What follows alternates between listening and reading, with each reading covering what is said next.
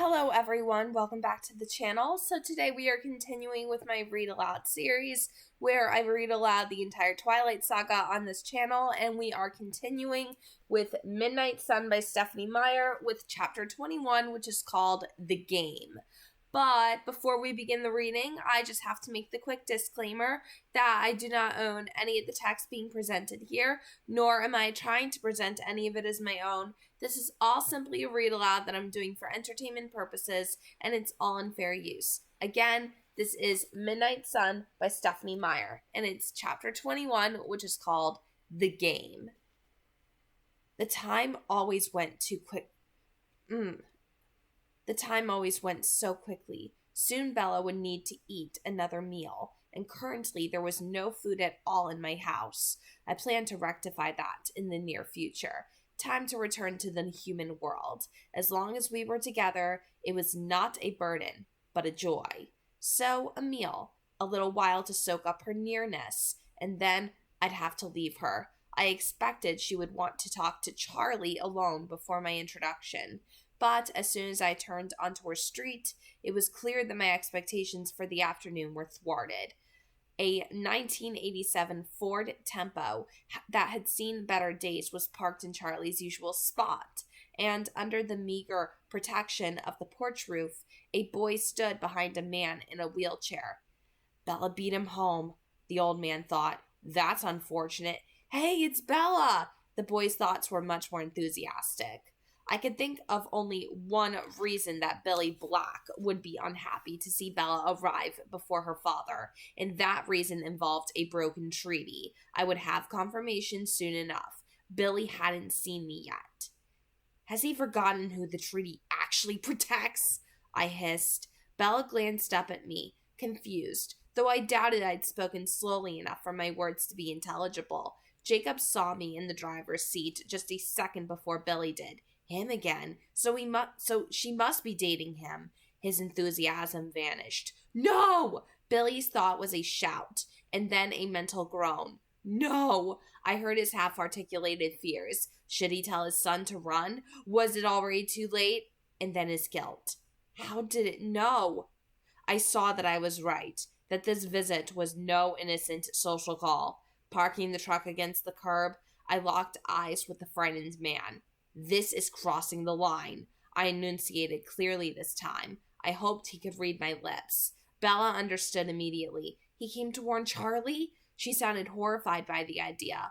I nodded, not breaking away from Billy's stare. After a second more, he looked down.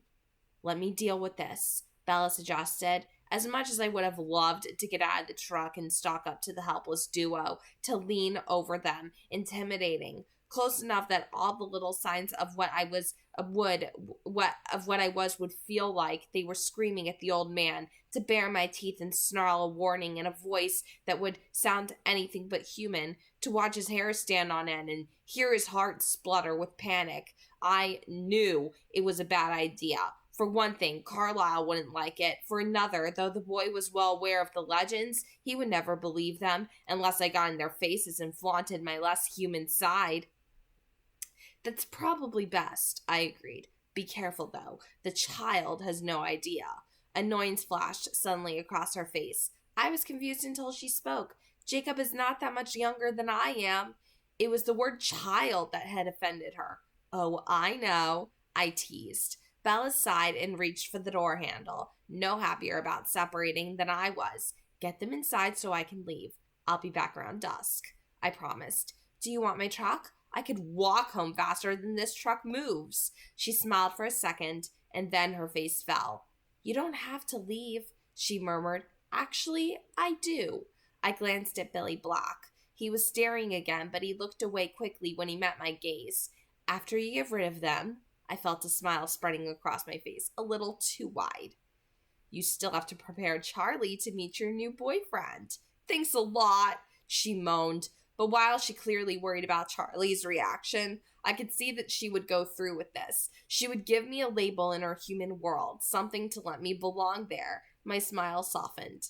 I'll be back soon. I praised the humans on the porch one more time. Jacob Black was embarrassed. thinking caustic things about his father for dragging him out to spy on Bella and her boyfriend. Billy Black was still suffused with fear, expecting me to suddenly begin butchering everyone in sight. It was insulting. In that frame of mind, I leaned over to kiss Bella goodbye. Just to mess with the old man. I pressed my lips to her throat rather than her lips. Ha ha ha ha, Edward, you're so slick. The agonized shouting in his head was nearly drowned out by the sound of Bella's heart racing, and I wished the irritating humans would disappear. But her eyes were on Billy now, appraising his distress. Soon, she commanded. After one short, forlorn look, she opened the door and climbed out. I sat very still as she jogged through the light rain to the door. Hey, Billy. Hi, Jacob, she said with forced enthusiasm. Charlie's gone for the day. I hope you haven't been waiting long.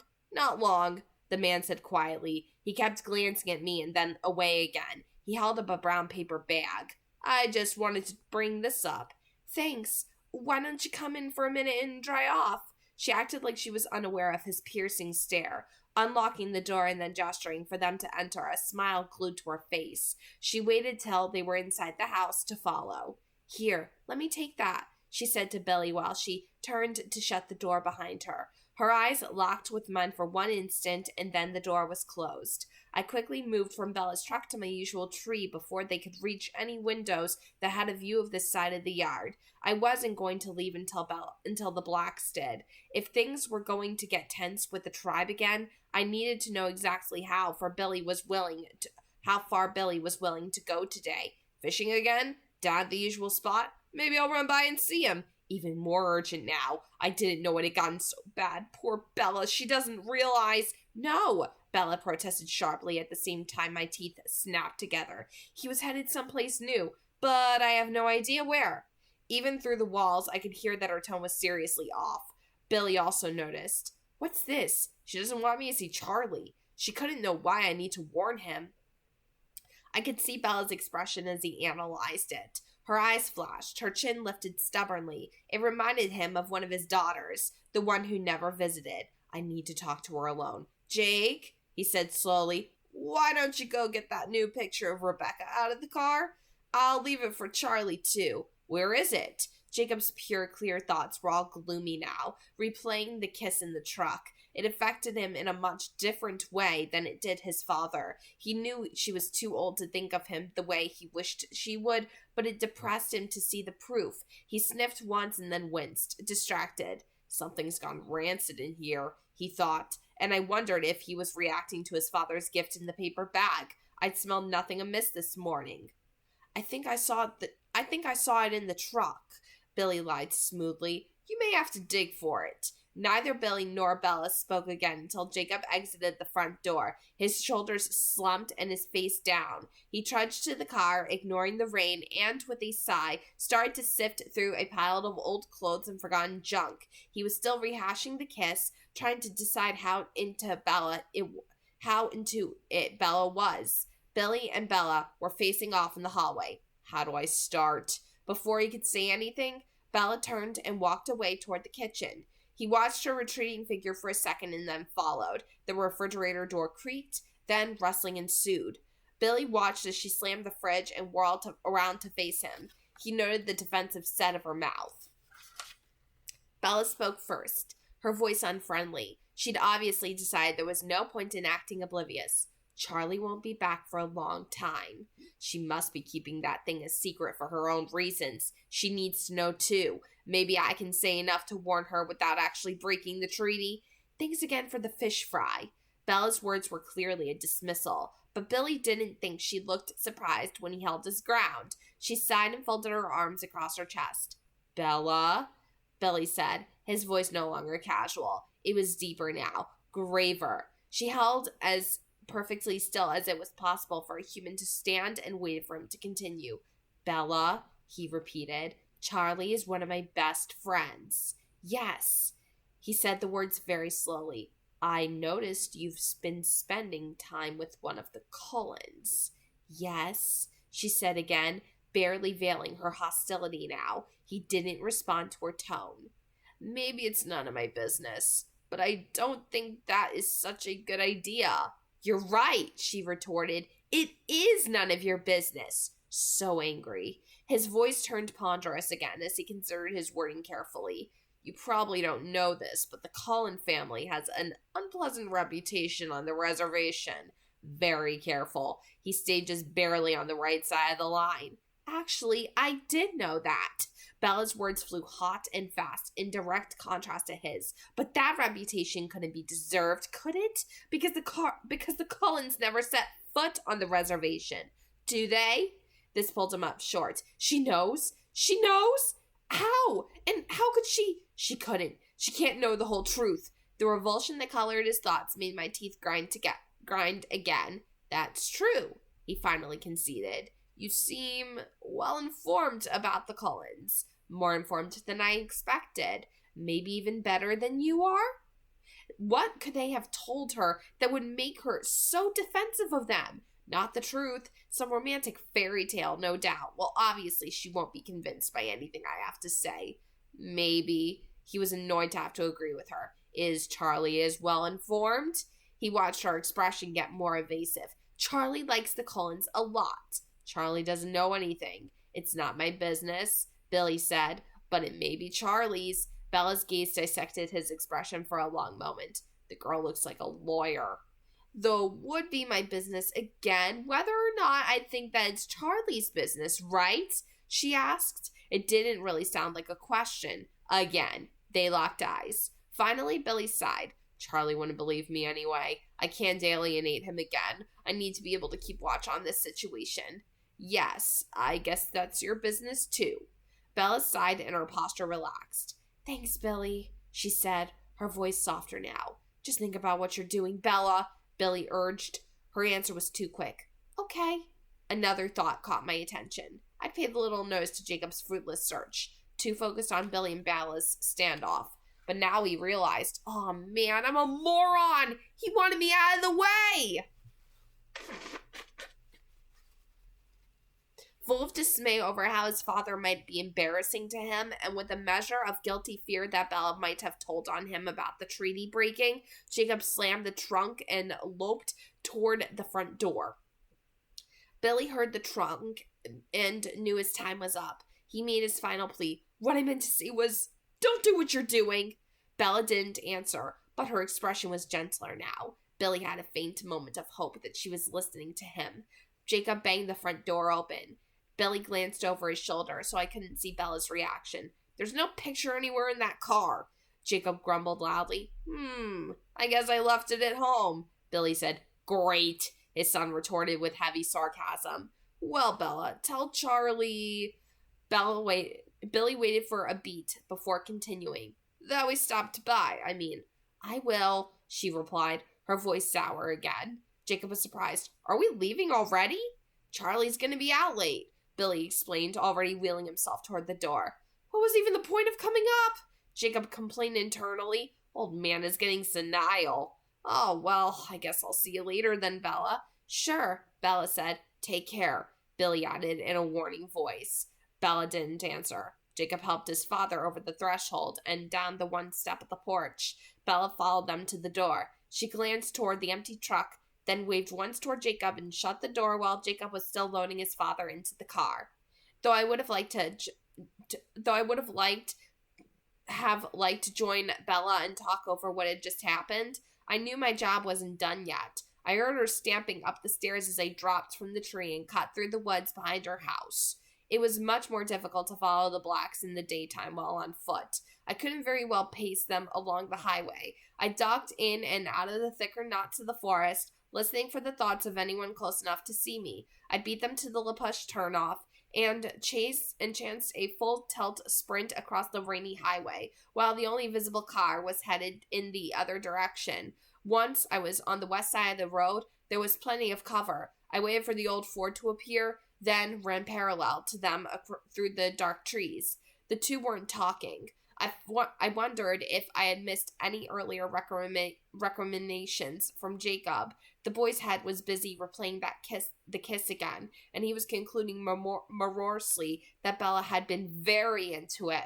Billy's mind was caught up in a memory. I was surprised that I remembered this too, from a different angle. It was over 2.5 years ago. My family had been in Denali at the time, just a short courtesy visit on our way from one semi-permanent home to the next. Groundwork for the next move back to Washington had included one unique chore. Carlisle had already had his job lined up, and Esme had bought her fixer-upper sight unseen. My siblings and my fake transcripts had been transferred to Forks High School, but the last step of preparation was the most important, while also the most atypical. Though we'd moved back to former homes in the past, after an appropriate amount of time had elapsed, we'd never had to give warning of our arrival before. Carlisle had started with the internet. He found an amateur genealogist named Alma Young working out of the Maca Reservation. Pretending to be another family history enthusiast, he'd asked about any descendants of Ephraim Black who might still live in the area. Mrs. Young had been excited to give Carlisle the good news. Ephraim's grandson and great-grandchildren all lived in La Push, just down the coast. Of course, she didn't mind giving Carlisle the phone number. She was sure Billy Black would be thrilled to hear from his very distant cousin. I'd been in the house when Carlisle had made the next call, so of course I'd heard everything Carlisle had said. Billy was remembering his side of it now. It had been such an ordinary day. The twins were out with friends, so it was just Billy and Jacob at home. Billy was teaching the boy how to whittle a sea lion out of a madrona wood when the phone rang. He'd wheeled himself to the kitchen, leaving the child so focused on his work that he barely noticed his father leaving. Billy had assumed it was Harry, or maybe Charlie. He'd answered with a cheerful, "Hello?" "Hello, is this Billy Black?" He didn't recognize the voice on the other end of the line, but there was something sharp and clear about it that put his back up for some reason. "Yes, this is Billy. Who's asking?" "My name is Carlisle Cullen." The soft yet piercing voice told Billy, and it felt like the floor was falling out from under him. For a wild second, he thought he was having a nightmare. This name and this keen-edged voice were part of a legend, a horror story. Though he'd been warned and prepared, it had all been such a very long time ago. Billy had never actually believed that one day he'd have to live in the same world as that horror story. "Does my name mean anything to you?" the voice asked, and Billy noticed how young it sounded, not hundreds of years old as it should. Billy had struggled to find his own voice. "Yes," he finally rasped. He thought he heard a faint sigh. "That's good," the monster replied. "It makes it easier for us to fulfill our duty." Billy's mind went numb as he realized what the monster was saying. Duty. He was speaking of the treaty. Billy struggled to remember the secret accords he'd so carefully memorized. If the monster said he had a duty to discharge, then that could only mean one thing. All the blood drained from Billy's face, and the walls seemed to tilt around him, though he knew he was sitting safe and stable in his wheelchair. "You're coming back," he choked out. "Yes," the monster agreed. "I know this must be unpleasant for you to hear, but I assure you that your tribe is in no danger, nor are any of the people in Forks. We have not changed our ways." Billy couldn't think of anything to say. He'd been locked into this treaty since before his birth. He wanted to object, to threaten, but treaty or no, there was nothing he could do. "We'll be living outside Forks." The monster rattled off a set of numbers, and it took Billy a moment to realize they were coordinates, lines of longitude and latitude. He scrambled for something to write with, and came up with a black Sharpie but no paper. "Again?" he demanded hoarsely. The numbers came more slowly this time, and Billy scrawled them down on his arm. "I'm not sure how well you know the agreement." "I know it," Billy interrupted. The blood drinkers got a 5-mile radius around the location of their lair that was off limits for any member of the tribe. It was a small space compared to the land that belonged to the tribe, but in this moment it seemed like much too much. How would they convince any of the children to obey this rule? He thought of his own headstrong daughters and his happy-go-lucky son. None of them believed any of the stories, and yet if they ever made an innocent mistake, they'd be fair game. "Of course," the monster replied politely. The monster said politely, "We know it very well, too. You have nothing to worry about. I'm sorry for any distress this causes you, but we will not impact your people in any way." Billy just listened, numb again. "Our current plan is to live in Forks for about a decade. Billy's heart stopped. 10 years. My children will be attending the local high school. I don't know if any of your tribe's children come up to the school. No, Billy whispered. Well, if anyone wishes to, I can assure you it will not be unsafe. The faces of the children of Forks flashed through Billy's mind. Was there nothing he could do to protect them? Let me give you my number. We'd be happy to have a more cordial... No, Billy said, stronger this time. Of course, whatever makes you most comfortable. And then a panicked thought intruded. The monster had spoken of his children. How many? Billy asked. His voice sounded like he was being strangled. Pardon me? How many of you are there? For the first time, the smooth, confident voice hesitated. 2 more found our family many years ago. There are 7 of us now. Very slowly and deliberately, Billy hung up the phone. And then I had to stop running. I'd not quite reached the treaty line, but this particular memory made me loath to cut too close. I turned north and headed homeward. So nothing very helpful from Billy's thoughts. I felt reasonably sure that he would follow the same pattern, return to his safe zone and contact his cronies. They would hash through the new information, which was pretty meager, and come to the same conclusion. There was nothing they could do. The treaty was their only protection. I imagined that Billy's long-standing friendship with Charlie would be the point of contention. Billy would fight very hard to be allowed to warn Charlie in a more detailed fashion. A cold one had chosen his only daughter as a victim, a target, a meal. I could guess how Billy would choose to describe our relationship. Surely the others, more impartial than Billy, would insist on his silence. Regardless, Billy's earlier attempts to alert Carlisle to the danger to alert Charlie to the danger of Carlisle working at the hospital hadn't gone well. Adding in a heavy helping of the fantastical would certainly not help. Billy had already recognized that himself. I was nearly home. I would give Carlisle the update and my analysis of the situation. There really wasn't much else to do. I was positive his reaction would be the same. Much like the Quileutes, we had no option besides the treaty to the letter. I darted across the freeway again when there were no cars passing.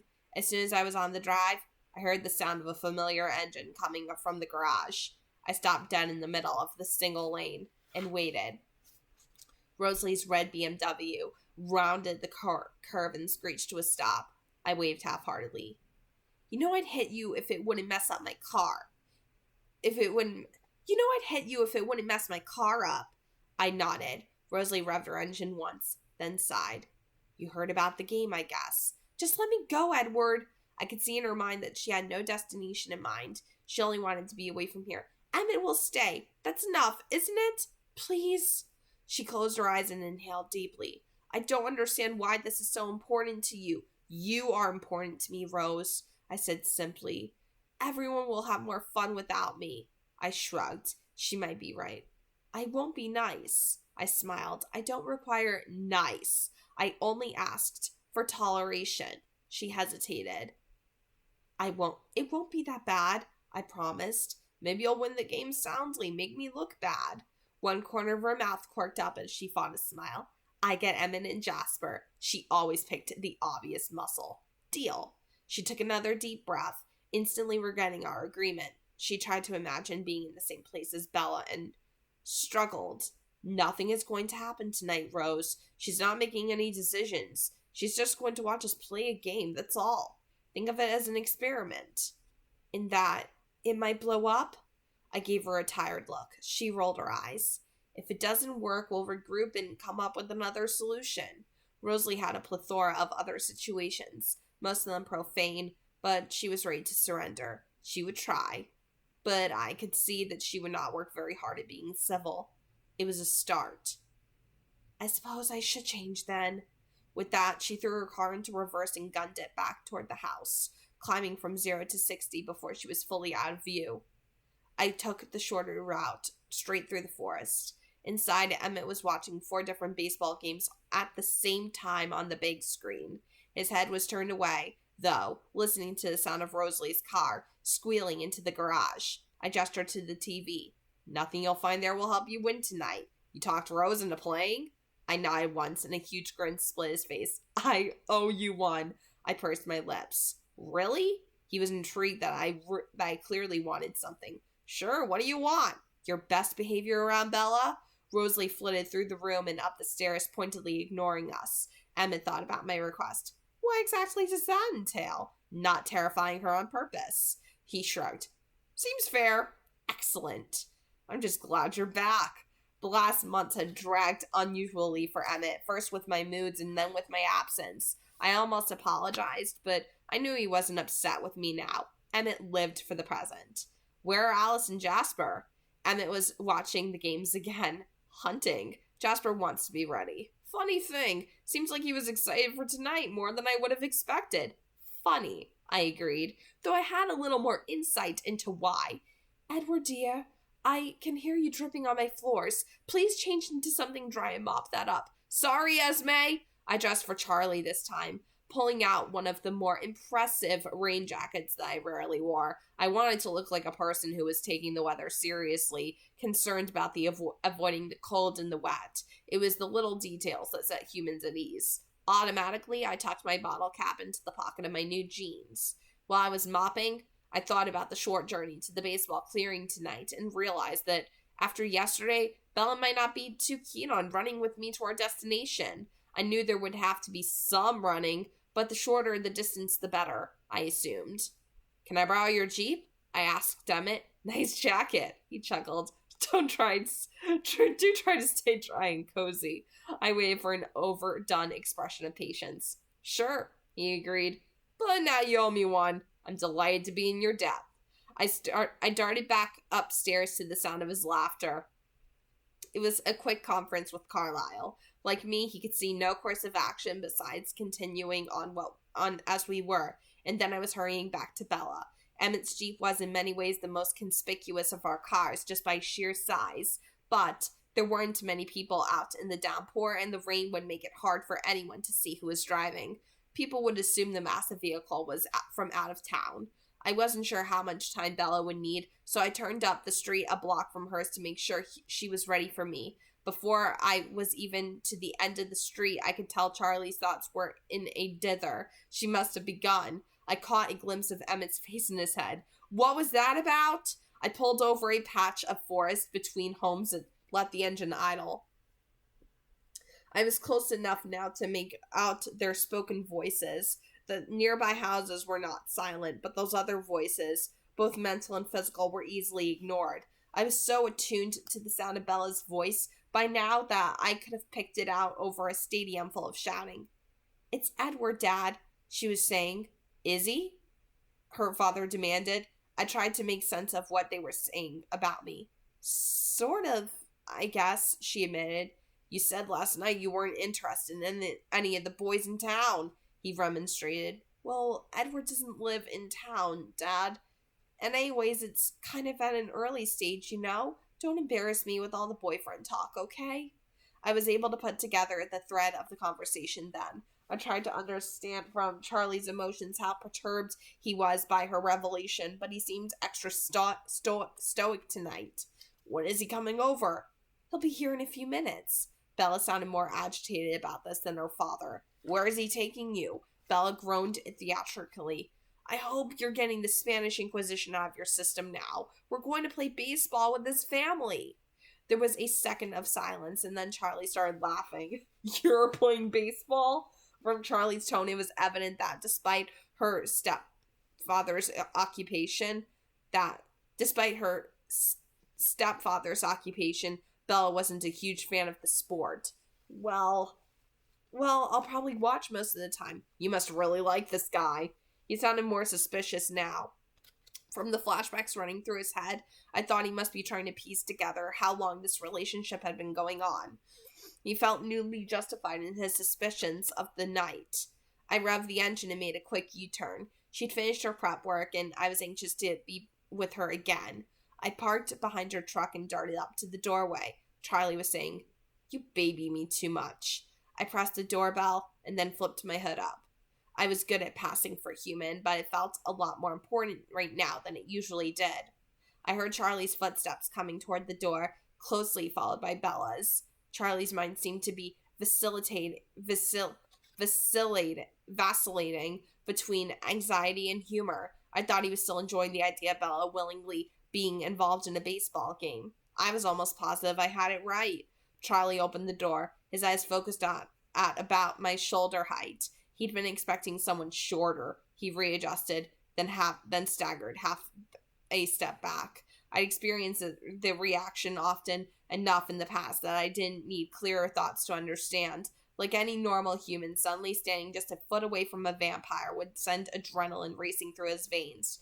Fear would twist in his stomach for just a fraction of a second, and then his rational mind would take over. His brain would force him to ignore all the little discrepancies that marked me as an other. His eyes would refocus, and he would see nothing more than a teenage boy. I watched him come to that conclusion, that I was just a normal boy. I knew he would be wondering what his body's strange reaction had been about. Abruptly, an image of Carlisle flitted through his head, and I thought he must be comparing our faces. We really didn't look much alike, but the similarities in our coloring were enough for most people. Maybe it wasn't enough for Charlie. He was definitely dissatisfied about something. Bella was watching nervously over Charlie's shoulder.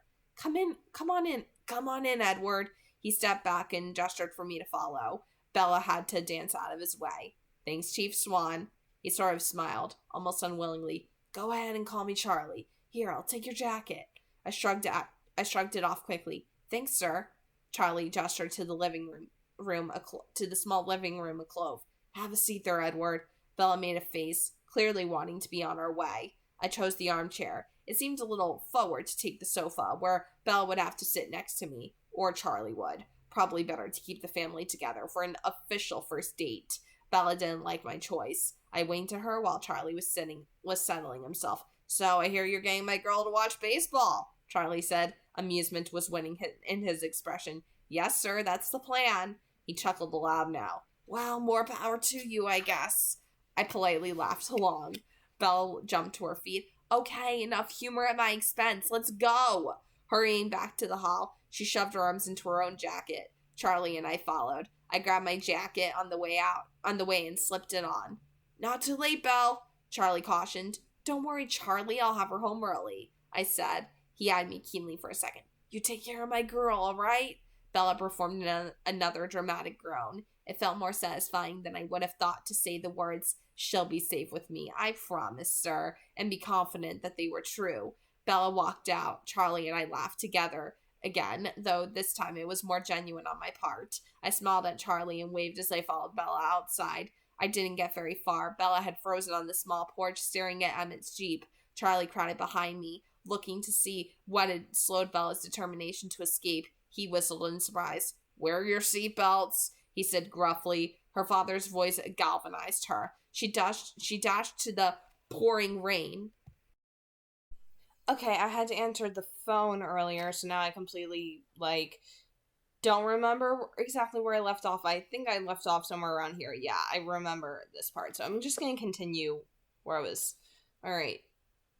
Her father's voice galvanized her. She dashed out into the pouring rain. I kept my speed human, but I used my considerably longer legs to get to the passenger side first and opened the door for her. She hesitated for a moment, eyeing the seat, then the ground, then the seat again. She took a deep breath and bent her legs as though about to jump.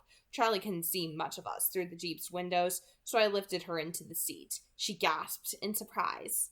I walked around to my door, waving to Charlie again. He waved back perfunctorily. Inside the car, Bella was struggling with the seatbelt. Holding a buckle in each hand, she looked up at me and said, What's all this? It's an off-roading harness.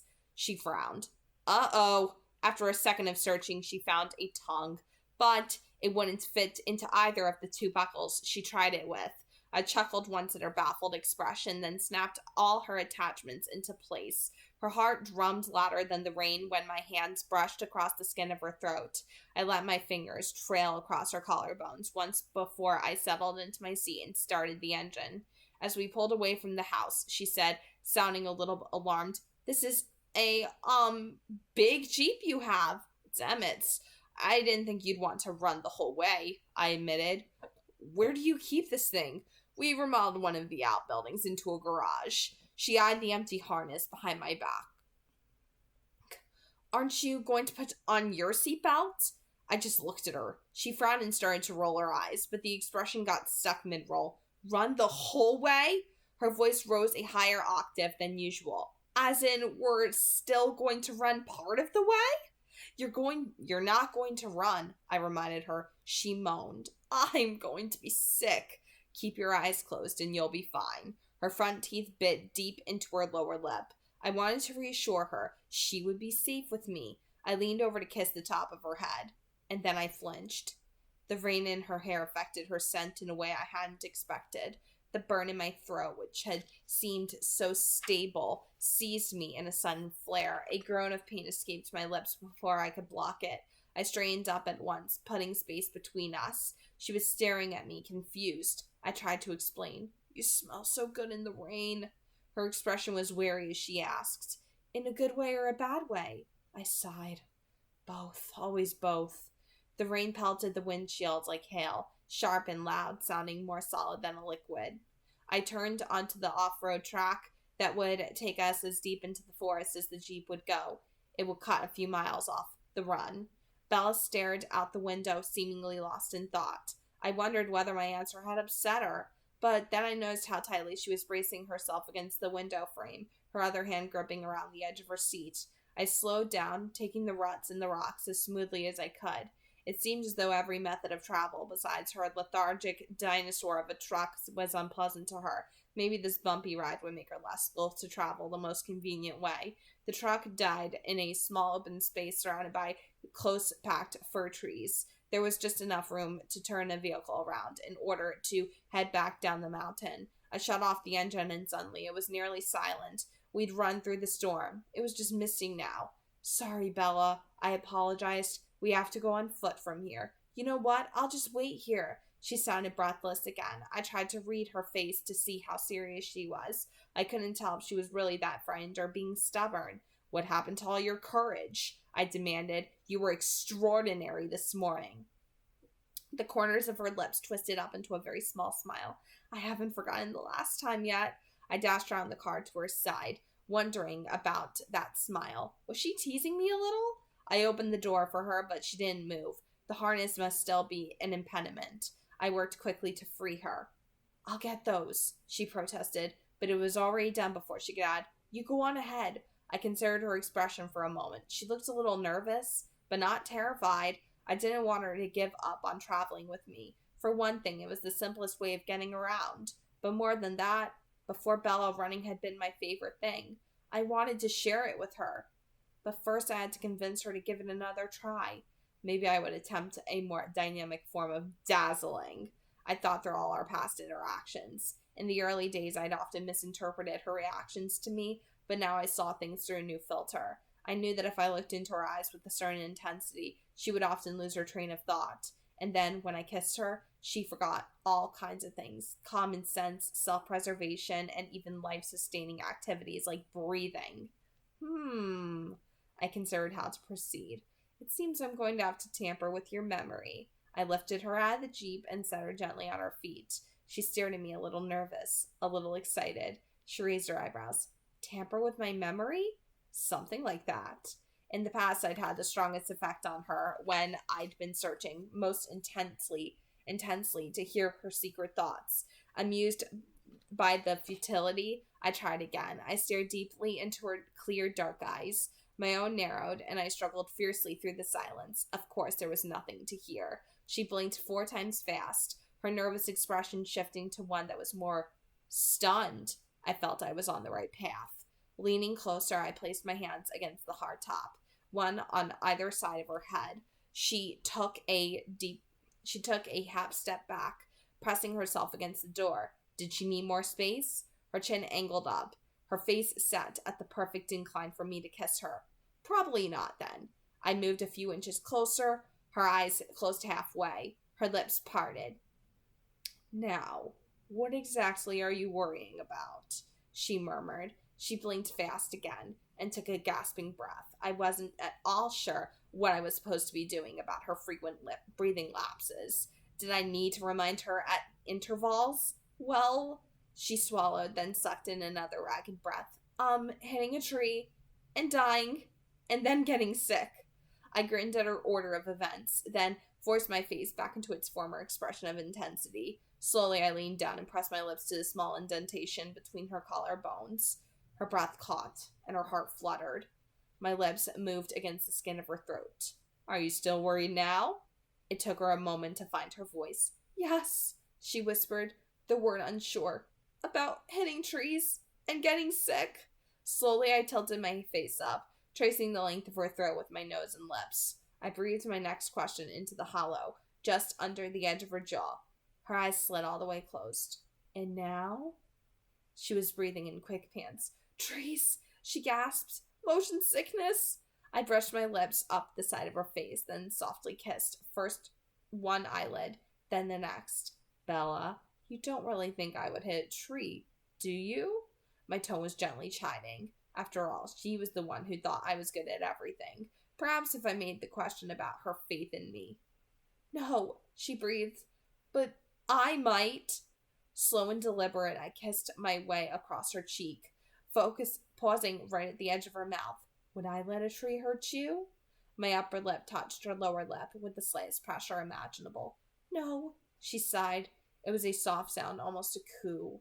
Now my lips moved lightly against hers as I whispered, You see, there's nothing to be afraid of, is there? No, she agreed with a shuddering sigh. And then, though I'd only been intending to overwhelm her, I found myself wholly overcome. It didn't feel like my mind was in control. My body was as much in command as it was when I hunted, impulse and appetite overthrowing reason. Only now my desire was not for the old needs I'd had time to master. These were new passions, and I hadn't yet learned how to govern them. My mouth crushed too roughly against hers. My hand strained her face closer to my own. I wanted to feel her skin against every part of me. I wanted to hold her so close that we could never be separated. This new fire, a fire without pain that ravaged only my ability to think, raged even hotter when her arms wrapped tightly around my neck and her body bowed into mine. Her heat and her pulse were fused against my own form from chest to thigh. I was drowning in sensation. Her lips opened against mine with mine, and it seemed every part of me could think of nothing but deepening that kiss. Ironically, it was my basest instinct that saved her. Her warm breath surged into my mouth and my involuntary reflexes reacted. Venom flowed, muscles clenched. It was enough of a shock to bring me back to myself. I reeled away from her, feeling her hand slide down my neck and chest. Horror flooded my mind. How close did I come to harming her? To killing her? I could see it as clearly as I could see her startled face in front of me now. A world without her. I'd considered this fate so many times that I didn't have to imagine now the vastness of that empty world. The agony of it. I knew it wasn't a world I could endure. Or a world in which she was miserable. If she, in total innocence, had touched her tongue to one of the razor-sharp edges of my teeth. Damn it, Bella! I gasped, barely hearing the words that twisted out of me. You'll be the death of me. I swear you will. I shuddered, sickened by myself. Killing her would surely kill me too. Her life was my only life, my fragile, finite life. She braced her hands against her knees, trying to catch her breath. You're indestructible, she mumbled. She was close to right about my physical durability, so different from her own. She didn't know how soundly my existence was knotted to hers, and she didn't know how close she'd just been to vanishing. I might have believed that before I met you. I groaned and took a deep breath. It didn't feel safe to be alone with her. Now let's get out of here before I do something really stupid. I reached for her, and she seemed to understand the need to hurry. She didn't object as I lifted her onto my back. She wrapped her arms and legs around me, and I had to struggle for a second again to keep my mind in control of my body. Don't forget to close your eyes, I warned her. Her face pressed tight against my shoulder. The run wasn't long, but it was long enough for me to get myself in order. It seemed I couldn't trust anything when it came to my instincts. Just because I was confident about my self-control in one way didn't mean I could take any other control for granted. I would have to take a step back and draw a careful line to protect her. I would have to limit physical contact to some form that didn't affect her ability to breathe or mine to think. It was pathetic that the second concern should be more important than the first. She never moved during the short journey. I heard her breath coming evenly, and her heartbeat seemed stable, if slightly elevated. She held still even when I came to a stop. I reached behind me to stroke her hair. It's over, Bella. She loosened her arms first, taking a deep breath, and then relaxed her taut legs. Suddenly, the warmth of her body vanished. Oh, she huffed. I spun around to find her splayed awkwardly on the ground like a child's doll tossed to the floor. The shock in her eyes was rapidly turning to indignation, as if she had no idea how she'd gotten there, but knew someone was surely to blame. I'm not sure why it was so funny. Perhaps I was just overwrought. Maybe it was the powerful relief I was beginning to feel now that the close call was once again behind me. Or I just needed the release. For whatever reason, I started laughing and couldn't immediately stop. Belle rolled her eyes at my reaction, sighed, and stood up. She tried to wipe the mud off her jacket with such a long-suffering expression that I could only laugh harder. She glared at me once, then marched forward. I choked back my humor and darted after to catch her lightly by the waist, trying to force my voice to sound composed as I asked, "Where are you going, Bella?" She wouldn't look at me. "To watch a baseball game," she answered. "You don't seem to be interested in playing anymore, but I'm sure the others will have fun without you." "You're going the wrong way," I informed her. She inhaled once through her nose, tilted her chin to an even more stubborn angle, then spun 180 degrees and stomped off in the opposite direction. I caught her again. This was not the correct way either. "Don't be mad," I pleaded. "I couldn't help myself. You should have seen your face." Another laugh escaped. I tried to swallow the one that followed. She finally looked up, meeting my gaze with anger sparking in her eyes. "Oh, you're the only one who's allowed to get mad?" I remembered how little she liked double standards. "I wasn't mad at you," I assured her. Her voice nearly dripped acid as she quoted me, "Bella, you'll be the death of me." My humor turned black, but didn't totally disappear. I'd spoken more truth in that moment with wild emotion than I'd meant to. That was simply a statement of fact. She twisted in my hold, trying to pull away. I put one hand against her cheek so she couldn't hide her face from me. Before I could say more, she insisted, "You were mad!" "Yes," I agreed. "But you just said that I wasn't mad at you." Nothing seemed funny now. She'd taken the blame on herself. "Can't you see that, Bella? Don't you understand?" She frowned, confused and frustrated. "See what?" "I'm never angry with you," I explained. "How could I be? Brave, trusting, warm as you are. Forgiving, kind, sympathetic, sincere, good, essential, crucial, life-giving." I could have gone on for a while, but she interrupted. "Then why," she whispered. I assumed her unfinished thought was something along the lines of, "Why did you snap at me so cruelly?" I took her face between both my hands, trying to communicate with my eyes as much as with my words, trying to put more force into each one. "I infuriate myself," I told her, "the way I can't seem to keep from putting you in danger. My very existence puts you at risk. Sometimes I truly hate myself. I should be stronger. I should be able to." I was surprised when her fingers touched my lips, blocking the rest of what I wanted to say. "Don't," she murmured. The confusion had disappeared from her face, leaving only kindness behind. I lifted her hand from my mouth and pressed it to my cheek. "I love you," I told her. "It's a poor excuse for what I'm doing, but it's still true." She stared at me with such warmth, such adoration. There seemed to be only one answer to such a look. It would have to be a restrained answer. There could be no more impulsiveness. "Now, please try to behave yourself," I murmured, speaking more to myself than to her. Gently, I pressed my lips against hers for one brief second. She was very still, holding even her breath. I straightened up quickly, waiting for her to breathe again. She sighed. "You promised Chief Swan that you would have me home early, remember? We'd better get going." Helping me again. I wished my weakness didn't force her to have to be so strong. "Yes, ma'am." I freed her, taking one of her hands to lead her forward on the correct course. We only had 10 yards to go before we passed the edge of the wood and entered the huge open field my family simply called the clearing. The trees had been scraped away by a glacier long ago, and now just a thin layer of soil covered the bedrock beneath. Wild grass and bracken were the only things that flourished here now. It was a convenient place for us.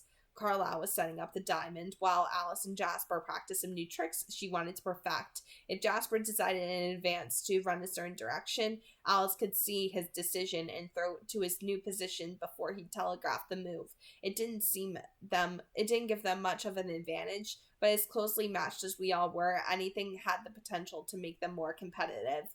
Esme was waiting for Bella and me with Emmett and Rosalie sitting close beside her. When we stepped into view, I saw Rosalie yank her hand out of Esme's before she turned back to us and walked away. Well, she hadn't promised nice. I knew it was large enough concession for her to simply be here.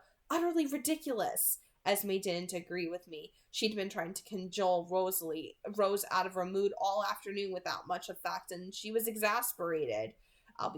It'll be all right once we start, Emmett was thinking. Like me, he was just relieved Rose had come. Esme and Emmett moved forward to welcome us. I gave Emmett a cautioning look, and he grinned at me. Don't worry, I promised. He eyed Bella with interest. It was one thing to be around humans while visiting in their world, but something else entirely to have one visit ours. It was exciting, and a human who was, to his mind, more or less one of us now. He had only positive experiences with adding to the family. He was eager to include Bella as well. I might have enjoyed his enthusiasm, but underneath his fascination with something new, I could see that he didn't doubt Alice's version of things. I would be patient. They would all come to understand over time.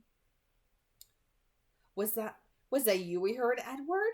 Esme asked. She made her voice louder than was necessary so Bella wouldn't be left out.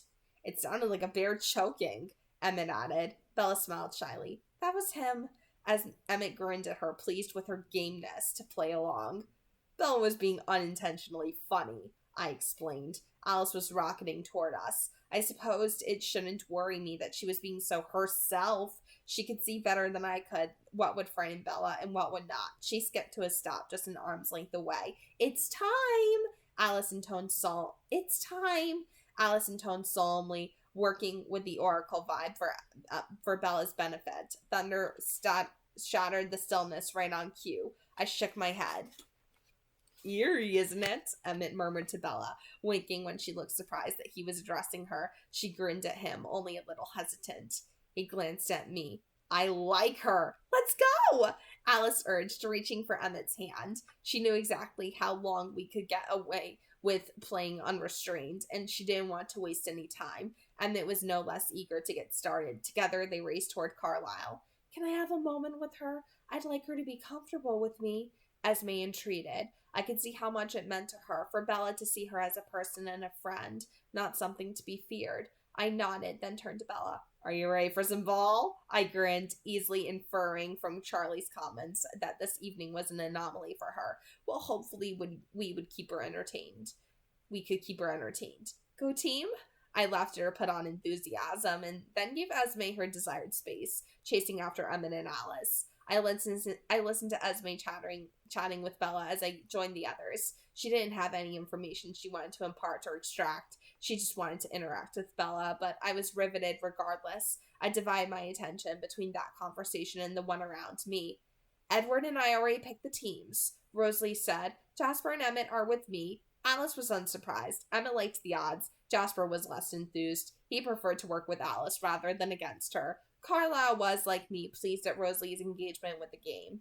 Esme was complaining about our poor sportsmanship, obviously preparing Bella for the worst. Carlisle pulled out a quarter. Call it, Rose. Call it, Rose. She chose the teams, I objected. Carlisle looked at me and then pointedly at Alice, who had already seen that the coin would fall heads up. Rose, he said again and flipped the quarter into the air. Heads. I sighed and she grinned. Carlisle caught the coin neatly and flipped it onto his forearm. Heads. Heads, he confirmed. We'll bat, Rosalie said. Carlisle nodded, and he, Alice, and I moved to take our fielding positions. Esme was telling Bella about her first son now, and I was surprised at the intimate direction their conversation had taken. This was Esme's rawest wound, but she was gentle and composed as she spoke. I wondered why she decided to share that. Or perhaps Esme hadn't decided at all. There was something about the way Bella listened. Hadn't I been eager to spill every dark secret I'd ever had? Hadn't young Jacob Black betrayed an ancient treaty simply to amuse her? She must have this effect on everyone. I moved into deep left field. I could still hear Bella's voice clearly. You don't mind then that I'm all wrong for him? Bella asked. Poor child, Esme thought. This must be so overwhelming for her. No, she told Bella, and I could hear that this was true. All Esme wanted was my happiness. You're what he wants. It will work out somehow. But like Emmett, she can only see one way. I was glad I was far enough out that Bella couldn't read my face clearly. Alice waited until Esme was in the umpire's position, Bella at her side, before she stepped onto the makeshift mound. All right, batter up, Esme called. Alice hurled out the first pitch. Emmett, too eager, took a massive swing that whistled so closely by the ball that the air pressure disrupted the straight line of the pitch. Jasper snagged the ball out of the air, then whipped it back to Alice. Was that a strike? I heard Bella whisper to Esme. If they don't hit it, it's a strike. Esme responded. Alice fired another pitch across the plate. Emmett had recalibrated. I was running before I heard the detonation as the bat and the ball collided. Alice had already seen where the ball was headed and that I was fast enough. It took a bit of the fun out of the game. Honestly, Rose should have known better than to let Alice and me play on the same team, but I was intending to win tonight. I raced back with the ball, hearing Esme call Emmett out right as I made it back to the edge of the clearing. Emmett hits the hardest, but Edward runs the fastest, Esme was explaining to Bella. I grinned at them, happy to see that Bella looked entertained. Her eyes were wide, but so was her smile. Emmett took Jasper's place behind the home plate while Jasper took the bat, though it was Rosalie's turn to catch. It was irritating. Surely standing within a 10-foot radius of Bella was not that enormous of a burden. I was starting to wish I hadn't pushed to get her here. Jasper wasn't planning to see how fast I could run. He knew he couldn't hit as far as Emmett. Instead, he caught Alice's pitch off the end of the bat, driving the ball close enough to Carlisle that it was obvious he would need to be the one to chase it. Carlisle dashed right to scoop it up, then raced Jasper to first base. It was very close, but Jasper's left foot connected with the base just before Carlisle connected with him. Safe, Esme declared. Bella was leaning up on her tiptoes, her hands covering her ears with a visible V between her brows. But she relaxed as soon as Carlisle and Jasper were on their feet again. She glanced toward me and her smile came back. I could feel the palpable tension as Rosalie took her turn at bat. Though Bella was out of her line of sight while she faced Alice on the mound, Rosalie's shoulders seemed to curl inward, away from Bella. Her stance was stiff and her expression rigid with distaste. I glared at her critically, and she curled her lip at me. You wanted me here. Rosalie was distracted enough that Alice's first pitch sailed past her into Emmett's hand. She frowned more deeply and tried to concentrate. Alice launched the ball toward Rose again. This time Rose got a piece of it, whacking it past third. I ran in, but Alice already had it. Instead of throwing Rose out, for which there was time, Alice whirled and bolted toward home. Jasper was already halfway across third and home. He put his shoulder down as though he was planning to knock Alice off the plate the way he had Carlisle, but Alice didn't wait for him to charge her. She executed a clever half-spin, half-slide maneuver, gliding past him and then tagging him from behind. Esme called him out, but Rosalie had made use of the distraction to get to second. I could guess her next play before Emmett traded spots with Jasper again. Emmett would hit a long sacrifice fly to get Rosalie home. Alice had seen the same, but it looked like they would succeed. I moved back to the tree line, but if I ran to the spot Alice saw the ball heading to before Emmett actually hit it, Esme would penalize us for cheating. I coiled my muscles ready to race, not the ball, but Alice's vision. Emmett hit this one high rather than long, knowing gravity was slower than I was. It worked, and I ground my teeth as Rosalie touched the home plate.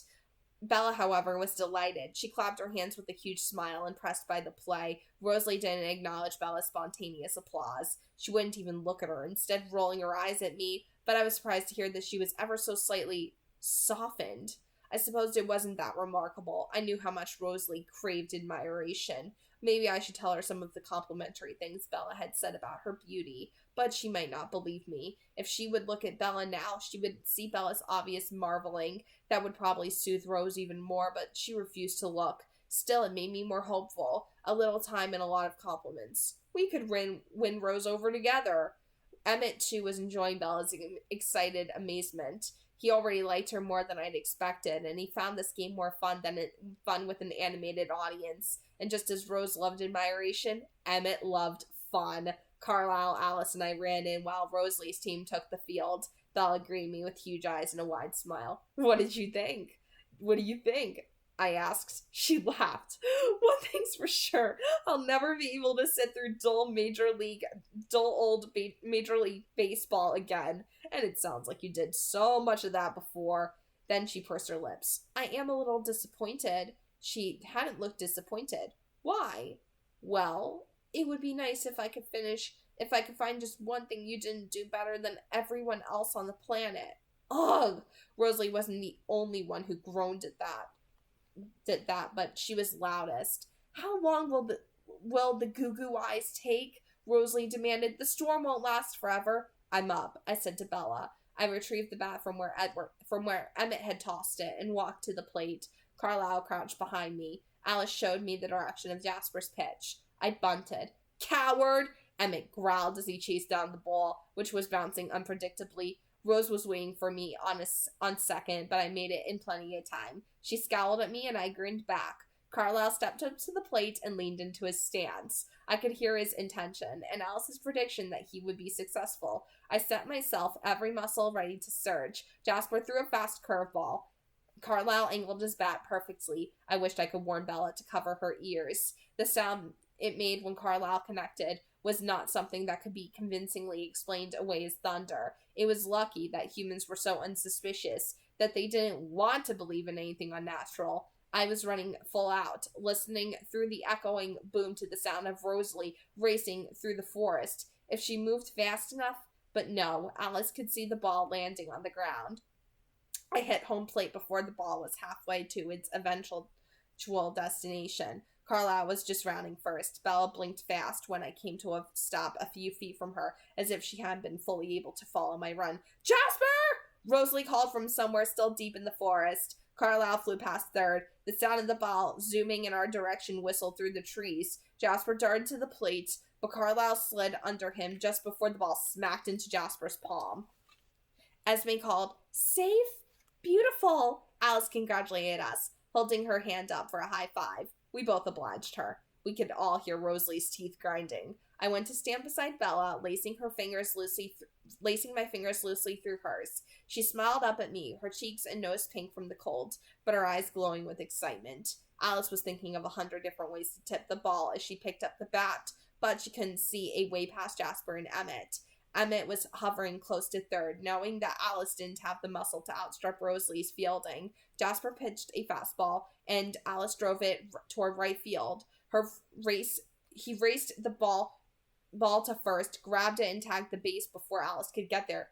Out! I squeezed Bella's fingers once, and then went to take my turn again. This time I tried to get one past Rosalie, but Jasper tossed out a slow pitch, robbing me of the momentum I needed. I grounded the ball, but only made it to first before Rosalie blocked me. Carlisle smashed the ball straight down against the rocky ground, hoping it would pop up high enough that I would have a chance to get around the bases. But Jasper leaped up and got it back in play too quickly. Emmett had me cornered on third. Alice ran through the possibilities as she approached the plate, but the outlook wasn't encouraging. She did her best, though, driving the ball as hard as she could down the right foul line. Jasper didn't take the bait, not even trying to tag her out before he fired the ball back to Emmett, who stood like a brick wall in front of home plate. I didn't have a lot of choices. There was no way to make it past him, but if our entire team got stranded on the bases, according to our family rules, that meant an automatic end to the inning. I charged Emmett, who looked thrilled by my choice, but before I could even try to dance around him to the plate, Rosalie was already complaining. Esme, he's trying to force an out! This was also against the family rules. Of course, Emmett tagged me, but there wasn't any way around him. Cheater! Rosalie hissed. Esme gave me a reproving look. Rose is right. Take the field. I shrugged and headed to the outfield. Rosalie's team did better this time. Both she and Jasper got around off one of Emmett's big hits, though I was pretty sure she cheated. The path of the ball shifted in flight, almost as if something smaller had knocked it off course, but I was too deep in the trees to see where the projectile had come from. I had time to throw Emmett out at least. Rosalie's next long fly was too low. Alice was able to jump for it. Jasper got on base again, but I stopped Emmett's line drive before it reached the forest, and Carlisle and I caught Jasper between us on his way to third. As the game progressed, I watched for signs that Bella was getting bored, but every time I looked, she seemed completely engrossed. This was something new to her, at least. I knew we didn't look much like humans playing baseball. I monitored her expression, waiting for the novelty to wear off. We had hours left in the storm, and Emmett and Jasper wouldn't want to miss any of it. If Bella were weary or too cold, though, I would excuse myself. I winced internally, thinking of how well that would go over with Rosalie. Well, she would survive. Manners wore thin as the score fluctuated, and I wondered what Bella would think of us, Esme's warning notwithstanding. But when Rosalie shouted that I was a pathetic cheating tool because I'd known exactly which tree to scale in order to catch her fly ball and later a leprous swine tagging her out at third, Bella just laughed along with Esme. Rosalie wasn't the only one hurling insults as we played, but this time Carlisle wasn't the only person who wasn't. I was on my best behavior, though I could see this irritated Rosalie more than if I'd matched her with her trash talking. So it was a win-win. We were in the 11th inning. Our innings never lasted more than a few minutes. We wouldn't stop at any particular number. We'd just end when the storm did, and Carlisle was batting first. Alice could see another big hit coming, and I wished that one of us were on base. Sure enough, Emmett, taking his turn on the mound, couldn't resist trying to throw a fast strike past Carlisle, and thus gave him all the power he needed to crush the ball so hard it sailed far past where Rosalie had any hope of stopping it. The sound reverberated off the mountains, more like an explosion than thunder. While the sound was still echoing around us, another sound caught my attention. Oh! The sound huffed out of Alice as though someone had punched her. The images were pouring through her head in a torrent. An avalanche of new futures swirled unintelligibly, seemingly disconnected from each other. Some were blinding bright, and some so dark there was nothing to see. 1,000 different backgrounds, most of them unfamiliar. Nothing was left of the future she'd been perfectly confident in before this moment. Whatever it changed was big enough that it left no part of our destiny untouched. Alice and I both felt a shiver of panic. She focused. Working quickly, she traced the new visions back to their beginnings. The churning images funneled into a narrow moment very close to the present, almost immediate. 3 strangers' faces, 3 vampires she saw running toward us. I darted to Bella, considering racing away with her immediately, but there were near futures of us alone, outnumbered. Alice? Esme asked. Jasper rocketed to Alice's side almost faster than I had to move to Bella's.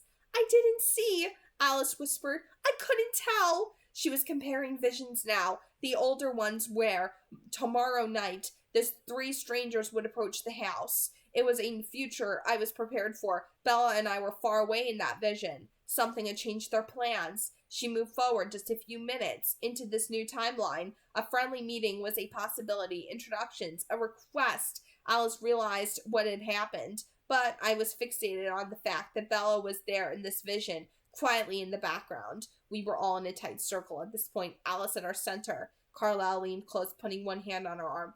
What is it, Alice? Alice shook her head quickly, as though trying to force the pictures in her head to line up in a way that made sense. They were traveling much quicker than I thought. I can see that the perspective wrong. I can see I had the perspective wrong before. What changed? Jasper had been with Alice for so long that he understood better than anyone besides me how her talent worked. They heard us playing, Alice told us. The strangers would reveal this information in the friendly version of events, and it changed their path.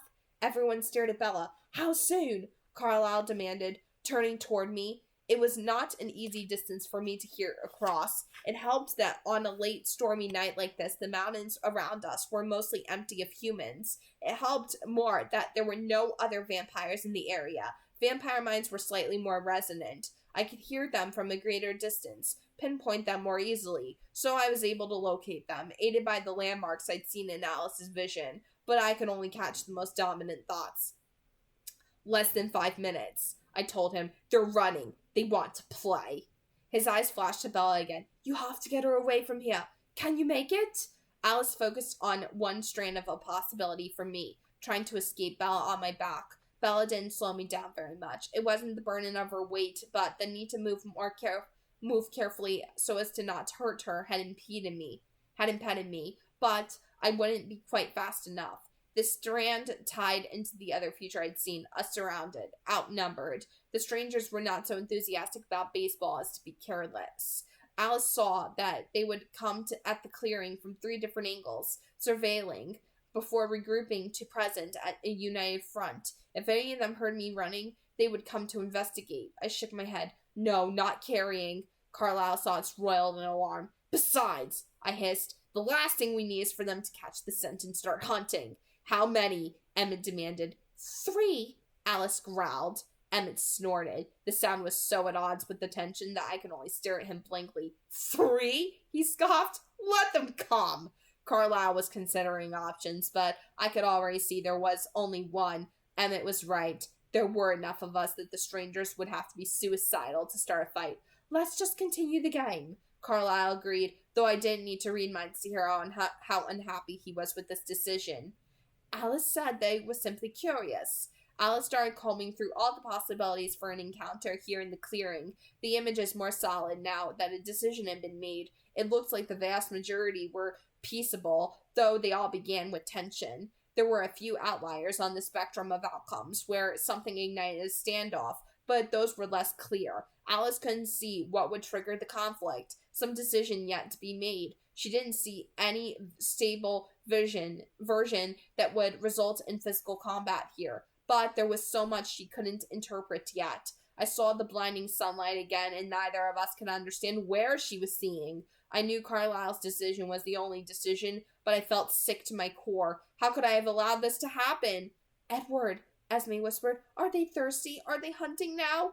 Thirst wasn't in their thoughts, and in Alice's vision, every second more clear, their eyes were a satiated red. I shook my head at her. That's something at least. She was nearly as horrified as I was. Her thoughts were, like mine, snarled up in the idea of Bella's being in danger. Though Esme was no fighter, I could hear how fierce this made her feel. She would defend Bella as if she were her own child. You catch Esme, I directed. I'll call it now. Esme took my place quickly, but her focus was locked on Bella's position. No one was eager to stray deep into the field. They hovered close, ears all trained toward the forest. Alice, like Esme, had no intention of moving away from Bella. Her protective thoughts were not exactly like Esme's, not as maternal, but I could see that she too would shield Bella at any cost. Despite the sick feeling consuming me, I could feel a rush of gratitude for their commitment. Take your hair down, I murmured to Bella. It wasn't much of a disguise, but the obviously human thing, besides her scent and her heartbeat, was her skin. The more we could hide, she immediately pulled the band from her ponytail and shook her hair out, letting it fall around her face. It was clear she understood the need to hide. The others are coming now, she stated. Her voice was quiet, but even. The others are coming now, she stated. Her voice was quiet, but even. Yes, I said. Stay very still, keep quiet, and don't move from my side, please. I placed a few locks of her hair in a better position to camouflage her face. That won't help, Alice murmured. I could smell her across the field. I know, I snapped. What did Esme ask you? Bella whispered. I thought about lying. She must already be terrified, but I told her the truth, whether they were thirsty. Her heart thudded out of rhythm, then picked up faster than before. I was vaguely aware of the others, pretending to continue the game, but my mind was so focused on what was coming that I saw nothing of their facade. Alice watched her vision solidify. I saw how they would split up, with which routes they would take, and where they would reassemble before confronting us. I was relieved to see that none of them would cross Bella's earlier trail before entering the clearing. Perhaps that was why Alice's vision of the cordial, if cautious meeting held firm. Of course, there were hundreds of possibilities once they were here. I saw myself defending Bella many times, the others always standing with me, while Rosalie taking Emmett's flank. It looked like she had a little interest in protecting anyone besides him. There were a few fragile future threads where it came to a fight, but they were as insubstantial as steam. I couldn't get a good view of the outcome. I could hear their minds approaching, still distant, but clearer. It was obvious that none of them had any hostility toward us, though the one trailing the pack, the red-headed female Alice had seen, was skittish with anxiety. She was prepared to run for it if she felt any hint that we were aggressive. The two males were just excited about the possibility of some recreation. They seemed to be comfortable with approaching a group of strangers, and I assumed they were nomads familiar with how things were here in the north. They were splitting up now, doing their due diligence before exposing themselves. If Bella hadn't been here, if she'd rejected the idea of spending her evening watching us play, well, I probably would have been with her, and Carlisle would have called me to let me know the strangers had arrived early. I would have been anxious, of course, but I would have known I'd done nothing wrong, because I should have foreseen this possibility. The noise of playing vampires was a very specific sound. If I'd taken the time to think through all the conceivable contingencies, if I'd not accepted Alice's vision of the strangers coming tomorrow as gospel, set my watch to it, so to speak, if I'd been circumspect rather than enthusiastic, I tried to imagine how I would have felt if this encounter had taken place 6 months ago, before I'd ever seen Bella's face. I thought I would have been unperturbed. Once I'd seen these visitors' minds, I would have been confident that there was nothing to worry about. Probably I would have been excited about the novelty of newcomers and the variation they would add to the pattern of our usual game. Now I can feel nothing but dread, panic, and guilt. I'm sorry, Bella. I breathed just loud enough for her to hear. The strangers were too close for me to risk speaking at a greater volume. It was stupid, irresponsible to expose you like this. I'm so sorry. She just stared at me, whites showing all around her irises. I wondered if she kept silent because of my warning, or if she just had nothing to say to me. The strangers reunited at the southwest corner of the clearing. Their movements were audible now. I shifted my position so that my body would hide hers and began tapping my foot quietly to the rhythm of her heartbeat, hoping to disguise it as long as I could by creating a plausible source for the sound.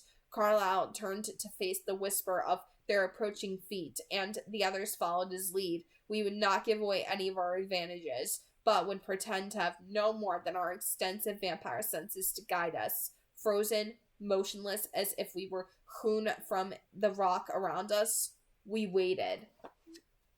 Okay, so that chapter is another very, very long one, or so it seemed, maybe because I did have to stop to answer the phone earlier, but I can say that this was definitely a very well-written one. And what I do like about this in particular is the flashback that it shows of Edward reading Billy Black's mind and him remembering the time when Carlisle had actually called up the reservation and said, "Hey, Billy Black, you know me? Yeah, I'm Dr. Carlisle Cole, and by the way, we're moving back to Forks. Yeah, how are things?"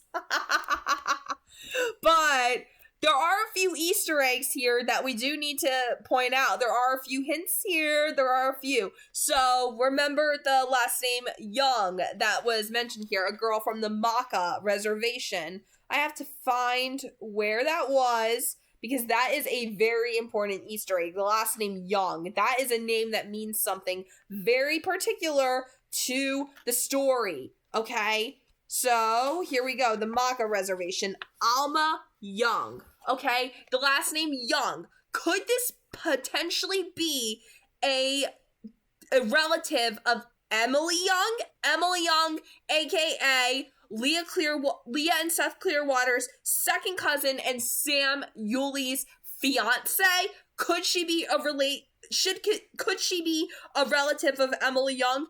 I mean, it's possible because it said that Emily Young came from the Maca reservation. Absolutely. So I wouldn't be surprised if this girl, Alma Young, this young woman was a potential relation to Emily Young, maybe her mother, maybe a cousin, maybe an aunt. We don't know, but that's what I'm thinking. So that was a nice Easter egg for Emily Young in particular. And another detail here that we have here for most certain is this. this mention here of Jacob saying something's gone rancid in here. Now, does this potentially mean that his wolf sense of smell is starting to come now that Edward and the Cullens are here? Are his wolf senses starting to kick in before he fully becomes a wolf? Like, is this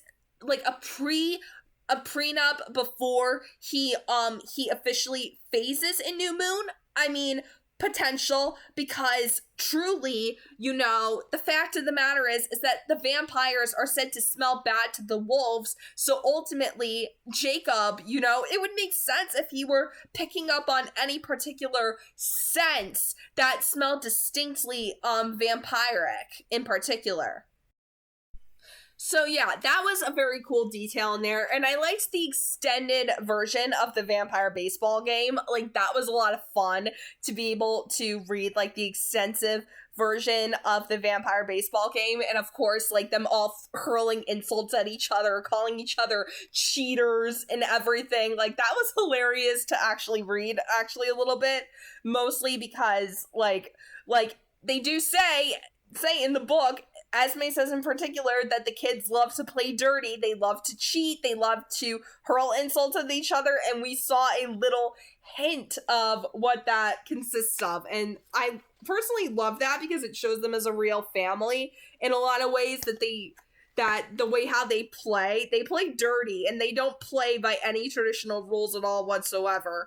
And of course, you know, another detail about this, sorry about that, but as I was saying, you know, I accidentally paused the recording, but as I was saying, it just goes to show that they are pretty much like any other regular family, aside from the fact that they're all a bunch of vampires. Like, they play like any other traditional family, except their way of playing baseball, a little bit less than traditional, considering that they wait until the thunderstorm passes for them to consider the game officially over. But what I do like about this chapter in particular is that it shows Edward reading Alice's mind and seeing her vision play out of James, Victoria, and Laurent coming into the clearing ring. And another aspect that I like about it is that he says that even though Esme is not a violent person, she already is so taken with Bella, and she would protect Bella like she's her own daughter. And oh my god, like, this entire chapter, it's just raising up the stakes even more. And of course, the stakes are gonna rise even higher when we get to chapter 22, which is called The Hunt. And obviously, The Hunt is one of the best written chapters in the first Twilight, because this just means that everything is starting to come to the forefront, and the major conflict with the main antagonist is starting to come forward. And this is something that I do notice in particular about Stephenie Meyer, is that she tends to introduce the main antagonist of the story on a little bit of the late side, I would say.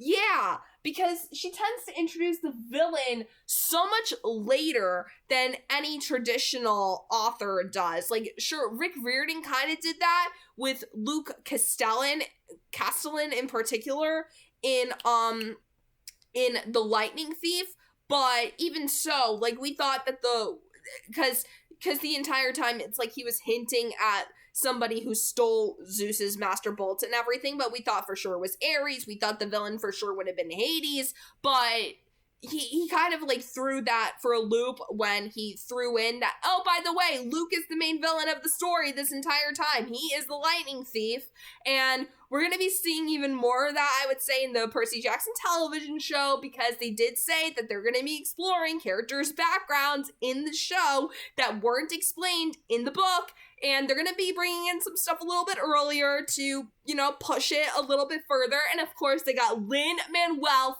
freaking Miranda to play Hermes, and I am beyond excited about that. But anyway, we're getting kind of backtracked, but the whole thing is that, like, most authors, they introduce you to the antagonist, like, immediately at the beginning of the story. Like, I would say that J.K. Rowling did that, particularly with Lord Voldemort. She introduced us to that as, like, part of the main conflict. But what Stephenie Meyer does that is completely different, we don't even really find out who the main villain of the story is until, like, much later in the book. But, of course, of course, it's substantial enough because, you know, it's a love story, and that is first and foremost, you know, the center of everything. Is the story is centered around love, and the vampire stuff, the aspect of these vampires that don't value human life like the Cullens, that almost in a way comes secondary.